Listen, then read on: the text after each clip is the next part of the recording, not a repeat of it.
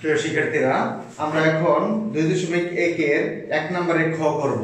খ নম্বরের প্রশ্নে দেওয়া আছে x belongs to z such that x square greater than 5 এবং x cube less than equal 36। এর মানে কি? প্রথম কথা হচ্ছে x belongs to z, z দ্বারা কি বোঝায়? z দ্বারা হচ্ছে পূর্ণ সংখ্যা।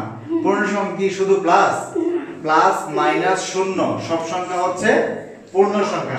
z মানে হচ্ছে প্লাস মাইনাস শূন্য সহ সকল সংখ্যা। জি, আমরা আগে লিখে নিই।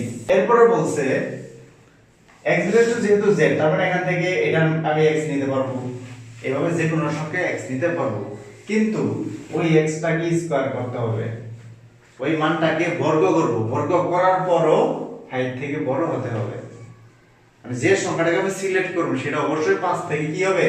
বড় হবে। মানে বর্গ করার পর 5 থেকে বড় হবে, এবং ওটাকে ঘন করার পর মানে 3 বার গুণ করার পর 36 থেকে ছোট হবে বা সমান হবে। তো আমি যদি প্রথমে বলি যে x এর মান আমি 0 ধরে নিচ্ছি, x ইকুয়াল 0 হলে x সমান যদি 0 বসাই, যদি 0 বসাই তাহলে এখানে কি হচ্ছে? x স্কয়ার সমান 0 স্কয়ার। এখন এই 0 কি 5 থেকে বড়? 0 কি 5 থেকে বড়? 5 থেকে বড় না। না হলে কি করব?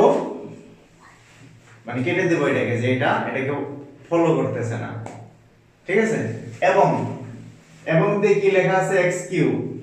তাহলে x কিউব মানে কি? 0 কিউব। 0 কিউব কত আসে? 0। এখন এই 0 কি 36 থেকে ছোট? অবশ্যই ছোট। এটাকে আমরা ছোট লিখতে পারবো, লেস দেন কি 36।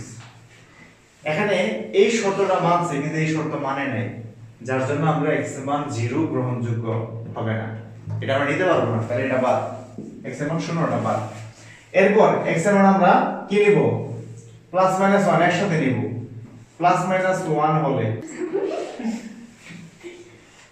আমরা লিখতে পারি সুতরাং নির্ণেয় তালিকা পদ্ধতি।